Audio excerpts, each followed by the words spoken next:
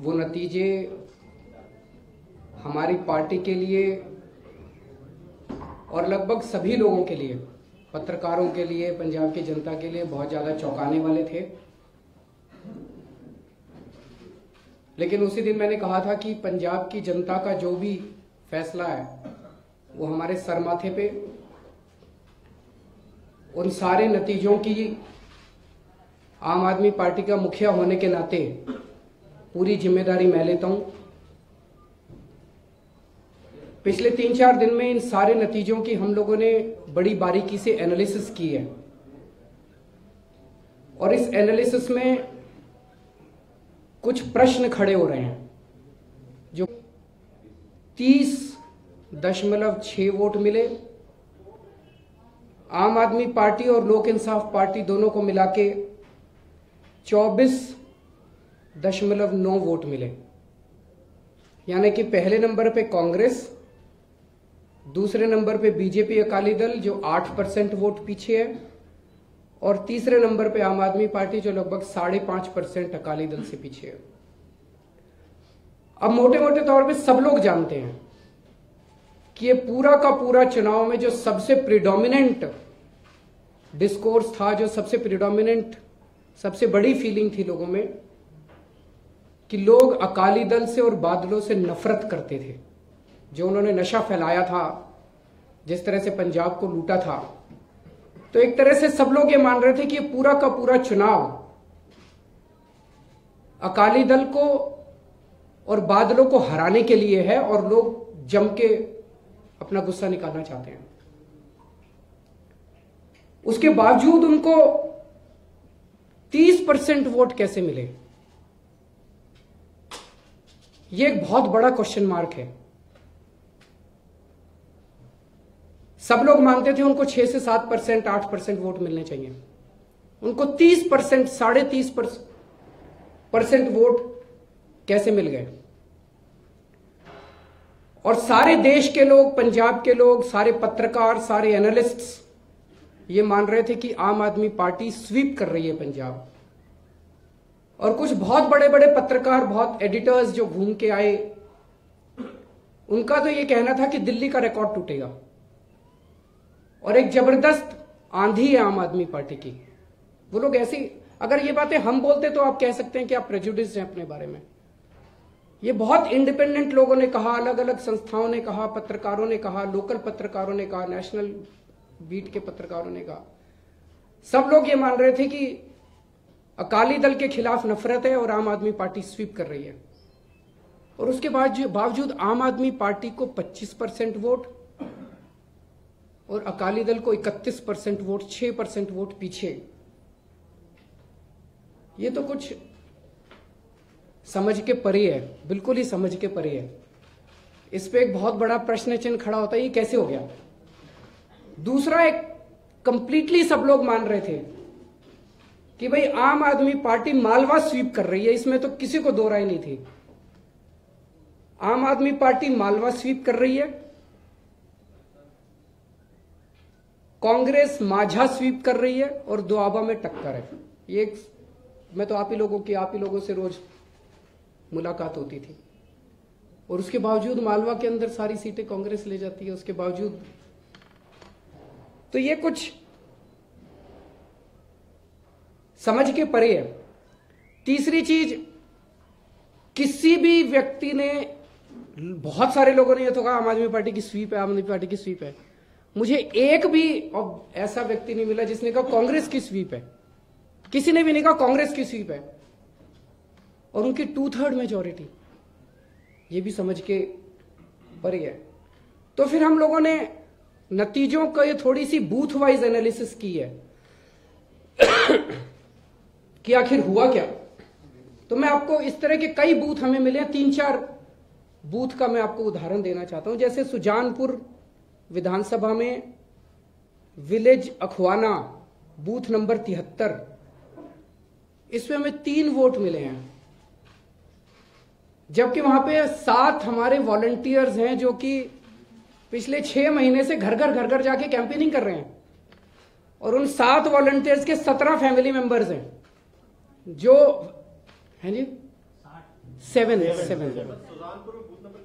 Booth number 73 अखवाना गांव है। तो वो 7 वॉलंटियर्स और उनके फैमिली मेंबर्स 17 वो कह रहे हम तो वोट डाल के आए थे, हमारे वोट कहां गए? ये तो एक बहुत बड़ा प्रश्न चिन्ह है। सुजानपुर में बूथ नंबर 103 गांव गोसाईपुर, वहां में 2 वोट मिले हैं उस बूथ पे। हमारे 5 वॉलंटियर हैं, उनके 27 फैमिली मेंबर्स हैं जो कसम खा के एफिडेविट देने को तैयार हैं कि भाई हम तो वोट डाल के आए थे, हमारे 27 वोट कहां गए?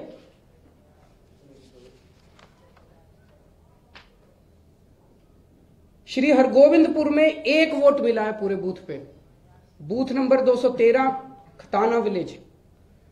वहां कम से कम 5 वॉलंटियर्स हैं, वो कह रहे हैं हमारे तो फैमिली हमारे तो वोट हैं, 1 वोट कैसे मिल सकता? हमारे 5 वोट तो आएंगे। खेमकरण में 5 वोट मिले हैं, 9 वॉलंटियर्स हैं, वो कह रहे हैं हमारे वोट तो आएंगे। इस तरह के कई वो बूथ हमें मिले हैं जिसमें जो कहीं 2 वोट, कहीं 3 वोट, कहीं 4 वोट। इसका जवाब कहां? ये सारे वोट गए कहां? एक मन में ये शक पैदा होता है, कई सारे लोगों का कहना है अकाली दल को और भाजपा के गठबंधन को मुश्किल से 5-6% वोट मिलना था। एक शक पैदा होता है कि कहीं ईवीएम के जरिए 20 से 25% वोट आम आदमी पार्टी का अकाली दल और भाजपा के गठबंधन को ट्रांसफर तो नहीं कर दिया गया है। अभी आप लोगों ने, मैंने कुछ टीवी चैनल्स पे और अखबारों में पढ़ा था, महाराष्ट्र में सिविक पोल्स हुए, वहां पे ईवीएम के ऊपर बड़ा प्रश्न चिन्ह खड़ा किया। एक इंडिपेंडेंट कैंडिडेट है, उसका क्या नाम है आप लोग जानते हैं? श्रीकांत एक इंडिपेंडेंट कैंडिडेट है, उसको 0 वोट मिले हैं और वो बेचारा चिल्ला चिल्ला के कह रहा है कि मैंने अपना वोट दिया था, मेरी बीवी ने वोट दिया था, मेरे घर वालों ने वोट दिया था, वो वोट कहां गए? चलो मान लो मेरी बीवी ने भी वोट नहीं दिया, मैंने तो अपने आप को वोट डाला था, वो वोट कहां गया? उत्तर प्रदेश के चुनाव अभी हुए, उसके अंदर बहुत सारे इस किस्म के मसले निकल के आ रहे हैं, जिसके अंदर बहुत सारे प्रश्न चिन्ह खड़े हो रहे हैं ईवीएम मशीनों के ऊपर। तो लोगों का ईवीएम मशीनों पर से विश्वास पूरी तरह से डगमगा गया है कि कुछ ना कुछ तो गड़बड़ है और बहुत बड़ी गड़बड़ है। इलेक्शन कमीशन की जिम्मेदारी है लोगों का पूरे प्रोसेस पे और मशीनों के ऊपर विश्वास बना रहे, इसको कायम करने की। यह इलेक्शन कमीशन की जिम्मेदारी है। इसको you can't brush it under the carpet, आप इसको दरकिनार नहीं कर सकते। अगर लोगों का चुनाव के ऊपर से भरोसा मिट गया तो जनतंत्र ही नहीं बचेगा। अगर ईवीएम्स के अंदर गड़बड़ हो सकती है तो फिर तो चुनाव को कोई मतलब ही नहीं है। फिर तो जो लोग भी ईवीएम में गड़बड़ कर रहे हैं वो लोग तय कर लेंगे भी कांग्रेस को इतनी देनी है, इसको इतनी देनी है, और अपने आप को जिता लेते हैं। फिर तो कुछ बचेगा ही नहीं। हम ये मानते हैं पंजाब के चुनाव हो गए, ये सारे चुनाव हो गए, अब इन चुनावों को रद्द करना लगभग नामुमकिन है, कानूनी तौर पे भी रद्द करना नामुमकिन है। हमारा मकसद भविष्य है कि भविष्य के अंदर लोगों का इस पूरी चुनावी व्यवस्था के अंदर विश्वास बना रहे। तो एक मांग हम करते हैं, पंजाब के अंदर 32 विधानसभाओं में वीवीपैट मशीनें लगी थी। वीवीपैट मतलब जब आप बटन दबाते हैं वहां जाके और वोट डालते हैं तो उसके बगल में एक प्रिंटर होता है। तो जिसको भी आप, मान लीजिए आपने झाड़ू को वोट डाला तो प्रिंटर से एक स्लिप निकलती है, उस स्लिप पे भी झाड़ू बनी होती है। तो आप वो स्लिप 3 सेकंड के लिए, 4 सेकंड के लिए आती है, आप देख लीजिए भाई वही जो वोट डाला वही है, और फिर वो स्लिप नीचे गिर जाती है। उन सारी स्लिपों को इलेक्शन कमीशन संभाल के रखता है। ये सुप्रीम कोर्ट ने कहा था कि ये सारे विधानसभाओं के अंदर ये लागू किया जाए, चुनाव में सब जगह लागू किया जाए। अभी तक लागू नहीं किया गया, लेकिन जहां जहां लागू किया गया, जैसे इन चुनाव में पंजाब में 32 जगह वीवीपैट की स्लिपें निकली हैं, उत्तर प्रदेश में 20 जगह वीवीपैट की स्लिपें लगाई थी चुनाव आयोग ने, इसी तरह से अन्य राज्यों में। हम ये कह रहे हैं कि चुनाव आयोग इन वीवीपैट की स्लिपों की काउंटिंग करा ले। अगर उसके नतीजे ईवीएम मशीनों के नतीजे से मैच कर जाते हैं तो लोगों का भरोसा बढ़ेगा कि भाई ये सारी फर्जी बातें हैं, ईवीएम बड़ी अच्छी है, ईवीएम को टेम्पर नहीं किया जा सकता। लेकिन अगर दोनों में मिसमैच है तो फिर ईवीएम की जगह कुछ और सोचना पड़ेगा। और नतीजे जो भी आए, हम तो कह रहे हैं उसका चुनाव पे कोई असर ना हो। अब चुनाव हो गए, चलो खत्म। लेकिन ये वीवीपैट नहीं तो किया क्या था, अगर काउंटिंग ही करनी, इनको इतने सीरियस डाउट्स के बाद भी अगर इनकी काउंटिंग ही नहीं करनी थी तो फिर ये मशीनें क्यों लगा रहे हैं, क्यों खराब कर रहे हैं? तो हम तो चुनाव आयोग से, मुख्य चुनाव आयोग से हम चिट्ठी लिखेंगे कल परसों में और ये मांग करेंगे कि भाई केवल और केवल लोगों का भरोसा स्थापित करने के लिए आप इन 5 राज्यों में जहां जहां वीवीपैट की आपने मशीन लगाई थी उसकी गिनती करवा दीजिए और जो ईवीएम से नतीजे निकले उससे आप मैच करा दीजिए, उसको पब्लिक कर दीजिए। क्योंकि अगर ईवीएम टेम्पर हो सकती है, और वो टेम्पर हो सकती है, ये सुप्रीम कोर्ट के ऑर्डर में है, हम नहीं कह रहे। अब ये कहना नहीं टेम्पर प्रूफ है, टेम्पर प्रूफ है, टेम्पर प्रूफ है, हम कैसे माने? सुप्रीम कोर्ट के ऑर्डर में सुब्रमण्यम स्वामी के केस में लिखा है, सुप्रीम कोर्ट ने, EVMs are vulnerable and prone to tampering. तो जब सुप्रीम कोर्ट कह रहा है तो इसका मतलब हो सकती है। सुप्रीम कोर्ट से बड़ी चीज कौन है? तो अगर ईवीएम टेम्पर हो सकती है तो फिर तो जनतंत्र ही नहीं बचता, फिर तो भारतीय जनतंत्र खत्म है, संविधान खत्म है। फिर तो ईवीएम टेम्पर कराएगी जो भी रूलिंग पार्टी है और अपने डिसाइड कर लेगी किसको जिताना है। मेरे को पता है कि ये सारा जो आज मैं बोल रहा हूं आप सब लोग मेरा मजाक उड़ाने वाले हो। अब टीवी पे चलेगा ईवीएम का बहाना हैशटैग, तो आप सब लोग मेरा मजाक उड़ाने वाले हो। मैं एक मिनट पूरा कर लेता हूं। मेरा केवल ये कहना है कि जो मुद्दे मैंने उठाए हैं वो मुद्दे तथ्यों के आधार पे हैं और ये सीरियस क्वेश्चंस हैं, ये सबूत के आधार पे प्राइमा फेसी स्ट्रॉन्ग एविडेंस है। इन क्वेश्चंस के जवाब ढूंढना पूरे देश के लिए जरूरी है। जो भी नतीजे आए उनके कई सारे हमारे अंदरूनी कारण भी होंगे, उसको भी हमने आइडेंटिफाई किया है, उनके ऊपर ही काम करेंगे।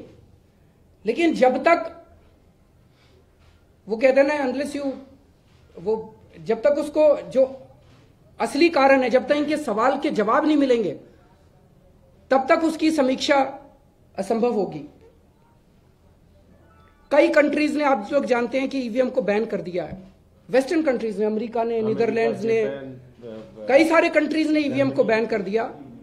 और वो लोग ऐसे, जर्मनी के सुप्रीम कोर्ट ने ऑर्डर दिया है कि ईवीएम बैन किया जाए। क्यों किया उन लोगों ने? क्योंकि उनको भी लग रहा है ईवीएम से टेम्परिंग होती है। तो अगर वो इतने टेक्नोलॉजिकली एडवांस्ड देश ईवीएम को बैन कर रहे हैं तो हमें भी इसके ऊपर अगर प्रश्न उठे हैं तो इसका जवाब तो ईमानदारी से ढूंढना चाहिए। और 2014 के पहले तक भारतीय जनता पार्टी खुद ईवीएम का विरोध करती थी। आडवाणी जी, सुब्रमण्यम स्वामी, इन लोगों ने खुद इसका ईवीएम का विरोध किया था। खुद सुप्रीम कोर्ट गए थे सुब्रमण्यम स्वामी साहब, आडवाणी जी ने खुद उसका विरोध किया था। और अब चूंकि सत्ता में आ गए तो कह रही है ईवीएम बड़ी अच्छी है, ईवीएम टेम्पर प्रूफ है। पहले ईवीएम टेम्पर हो सकती थी, अब ईवीएम टेम्पर प्रूफ है। तो हमारी यही मांग है कि अगर लोगों के मन में ये सीरियस क्वेश्चन उठे हैं, जितने भी सारे मामले शंका के रूप में, उत्तर प्रदेश से कई सारे मामले सामने आए हैं, उन सबकी कम से कम जांच हो। अगर जांच में पाया जाता है कि ईवीएम के नतीजे मैच नहीं कर रहे तो फिर मुझे लगता है कि इसके ऊपर एक कार्रवाई होनी चाहिए।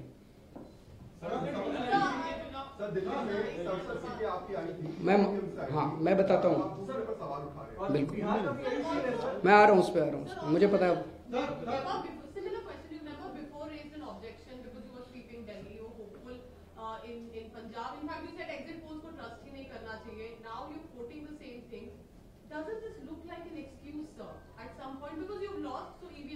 मैं इसलिए बोल रहा हूँ, दिल्ली में 67 सीट आई थी हमारी,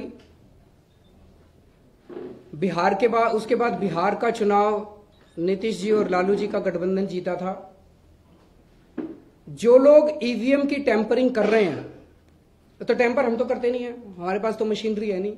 अगर हमारे पास सारी स्टेट की मशीनरी होती तो आप कह सकते थे भाई आप लोगों ने दिल्ली का चुनाव टेम्पर करके जीत लिया, तो टेम्परिंग हम तो करते नहीं है, तो उसमें टेम्पर तो नहीं हुआ। जो लोग टेम्परिंग करते हैं इस बात का जवाब वो लोग दे सकते हैं कि उन्होंने बिहार में और दिल्ली में टेम्परिंग क्यों नहीं की थी। लेकिन मेरे मन में एक दो रीजंस आते हैं कि उन्होंने शायद क्यों नहीं की होगी। वो कारण हो ना हो मुझे नहीं पता। एक कारण तो यह कि दिल्ली और बिहार के अंदर वो लोग पूरी तरह से कॉन्फिडेंट थे कि बीजेपी जीत रही है। दिल्ली में जब से उन्होंने किरण बेदी जी को सीएम कैंडिडेट घोषित किया, उनका ओवर कॉन्फिडेंस था, एग्रेशन वाला ओवर कॉन्फिडेंस था कि वो लोग जीत रहे हैं। 7 MP जीते थे। बिहार के अंदर कई सारे सर्वे दिखा रहे थे कि वो लोग जीत रहे हैं, तो उन्होंने ये रिस्क नहीं लिया। ये मैं एज्यूम कर रहा हूं कि ये हो सकता है कारण, लेकिन असली कारण क्या थे मैं नहीं जानता। दूसरा, वो सेलेक्टिवली अगर ईवीएम टेम्पर हो सकता है तो मैंने इसको वो कहा, क्वेश्चन मार्क लगाया है जनता के सामने। अगर ये वीवीपैट का और ये नतीजा आएगा तो पता चलेगा ईवीएम टेम्पर हो सकता है कि नहीं सकता। अगर ईवीएम टेम्पर हो सकता है और ये लोग कर रहे हैं तो हो सकता है ये सेलेक्टिवली कर रहे हैं कि कुछ राज्यों में किया जो इनके लिए सबसे ज्यादा सेंसिटिव थे, कुछ राज्यों में नहीं किया ताकि एकदम से शंका ना हो। तो ये तो वही लोग बता सकते हैं। मणिपुर में, गोवा में भी नहीं लगता ऐसा है कि उत्तराखंड, यूपी और पंजाब में अगर ईवीएम टेम्पर हो सकती है और अगर ईवीएम को टेम्पर किया गया तो शंका इन 3 राज्यों के ऊपर जाती है। लेकिन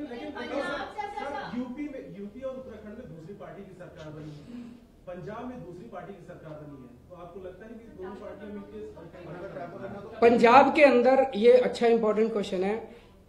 पंजाब के अंदर पहली चीज हमारी पूरी शंका है कि हमारा 20 से 25% वोट शेयर अकाली दल और भाजपा के गठबंधन को ट्रांसफर किया गया। नतीजन कांग्रेस जीती है। उनका अकाली दल और भाजपा को अगर ये जिता देते तो ये बहुत ज्यादा ऑब्वियस हो जाता, बिकॉज वो तो मतलब कोई सोच भी नहीं सकता था। उनका पूरा और पूरा एक ही मकसद था, जो उनके सीनियर लीडर्स ने, अरुण जेटली जी ने भी चुनाव के पहले भी और बाद में भी बयान दिए हैं कि किसी भी तरह से आम आदमी पार्टी नहीं आनी चाहिए। कांग्रेस आ जाए हमें कोई तकलीफ नहीं है, आम आदमी पार्टी नहीं आनी चाहिए। उनका पूरा मकसद था आम आदमी पार्टी को बाहर रखने का। तो इसीलिए उन्होंने आम आदमी पार्टी को बाहर रखने के लिए सारा किया है। सर, अब 2 प्रश्न उठते हैं। नहीं, एमसीडी में कांग्रेस नहीं क्यों? अगर टेम्परिंग करेंगे तो फिर तो बीजेपी जीतनी चाहिए। अभी तो माहौल आप लोगों ने बीजेपी का ही बना लिया। एक मिनट बात दे दीजिए। अगर ईवीएम टेम्पर हो सकती है और अगर ये लोग ईवीएम टेम्पर कर रहे हैं तो फिर किसी भी चुनाव का कोई मतलब नहीं रह जाता। फिर तो इनके हाथ में है कि ये लोग कौन से चुनाव में किसको जिताना चाहते हैं, इनकी पॉलिटिकल कैलकुलेशंस क्या हैं, वो क्या मैसेज देना चाहते हैं। फिर किसी भी चुनाव का इस देश के अंदर कोई मतलब नहीं रह जाता। अगर किसी के पास टेम्परिंग का कोई प्रूफ है तो वो दे। 2013 में ये बात हुई थी, लेकिन कोई प्रूफ दे नहीं पाया।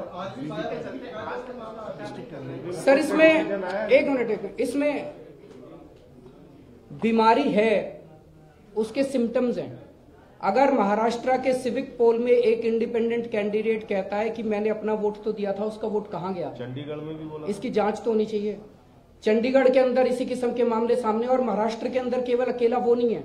कल मैं देख रहा था इस तरह के कई सारे केसेस हैं जिसमें 0-0 वोट उनको मिले हैं। तो हम लोग जो ये दिखा रहे हैं, ये सारे लोग एफिडेविट देने को तैयार हैं। अगर ये मामले उठे हैं, इसको कि बहाना बना रहे हैं, बहाना बना के अब हमें क्या मिलेगा? हम क्यों बहाना बनाएंगे आप लोगों के सामने? लेकिन अगर ये शक उठ रहा है, अब ईवीएम की टेम्परिंग कैसे हो रही है ये हम तो नहीं बता सकते, ये तो जांच में ही पता चलेगा। सुन लीजिए, ये तो जांच में ही पता चलेगा।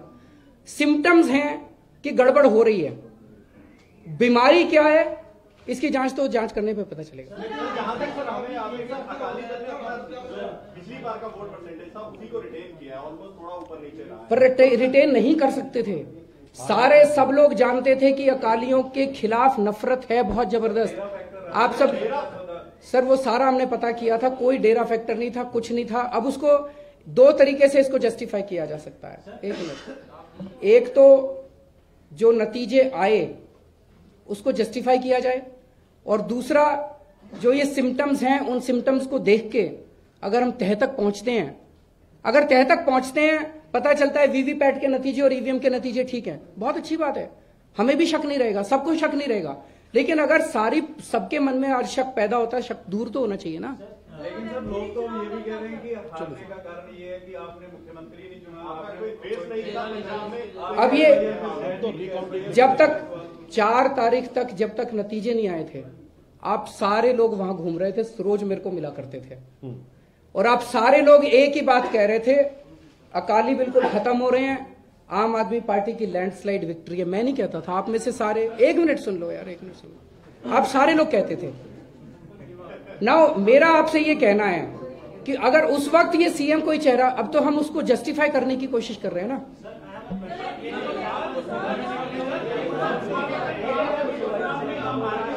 आप प्रतिमा बताइए। एमसीडी चुनाव के अंदर हमने एलजी साहब को फाइल भेज दी है। एमसीडी चुनाव में अगर उस पे बैलेट पेपर पे कराना है तो इसके लिए रूल्स बदलने पड़ेंगे। रूल्स बदलने की पावर एलजी साहब के पास है, दिल्ली सरकार के पास नहीं है। उसमें एक दिक्कत ये आ रही है कि स्टेट इलेक्शन कमीशन ने कल अपनी रिपोर्ट भेजी है। उस रिपोर्ट में उन्होंने कहा है कि इस स्टेज पे इतना लेट हो चुका है, इस स्टेज पे इसको चेंज करना मोड ऑफ बैलेट को उनके लिए बहुत मुश्किल होगा। तो मैंने एलजी साहब को यही रिक्वेस्ट किया है कि अगर वो एक मीटिंग बुला लें मेरी इलेक्शन कमीशन की और जो भी पार्टियां हैं, अगर इलेक्शन कमीशन कहता है कि बिल्कुल ही इम्पॉसिबल है तो कुछ कर नहीं सकते, अगर इलेक्शन कमीशन कहता है कि सब लोग लग के कर सकते हैं तो कर लेते हैं। तो एलजी साहब को डिसाइड करना है कि वो क्या करें। 100 सीट का दावा आम आदमी पार्टी कर रही थी और आप लोग कह रहे हैं कि हमें नहीं कर पाए, वहीं अकाली दल कह रहा था कि हम लोग 65 या 70 के आसपास जा रहे हैं, तो क्या उनको भी फिर ये बात कहनी चाहिए कि ये टेम्परिंग हुई है और हम लोग इसको सस्टेन नहीं कर पाए? सर मैं उनकी और हमारे दावों की तो बात नहीं कर रहा।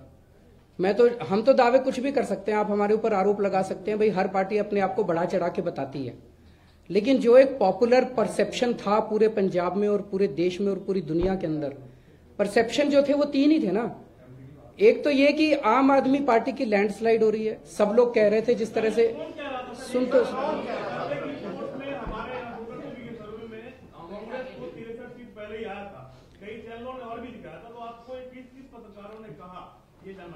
सर आपके डॉक्टर प्रणव राय ने कहा, शेखर गुप्ता जी ने ट्वीट किया, शेखर गुप्ता जी ने लिखा कि लोग कह रहे हैं माझा में ये लोग कमजोर हैं, और मैं 3 दिन से माझा में घूम रहा हूं, मेरे को तो माझा में भी वही वेव दिखाई दे रही है जो मालवा में दिखाई दे रही है।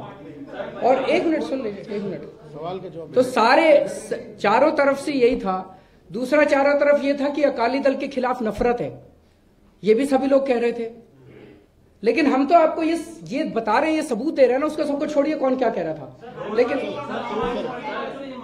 पंजाब के अलावा पंजाब के रिजल्ट को छोड़ दे, गोवा में 39 सीटों पर लड़े, 38 की जमानत जब्त हो गई, क्या वहां भी हम उसको एक्सेप्ट करते हैं? हम गोवा के नतीजों को एक्सेप्ट करते हैं। मैं तो एक ही चीज कह रहा हूं, हम ये नहीं कह रहे कि ईवीएम टेम्पर हुई। कम से कम वीवीपैट के नतीजों को काउंटिंग करके ईवीएम से अगर आप नतीजों को काउंट वो करवा लें, उसमें तो कोई हर्ज नहीं है, वो तो होना चाहिए देश की। चलिए, थैंक यू।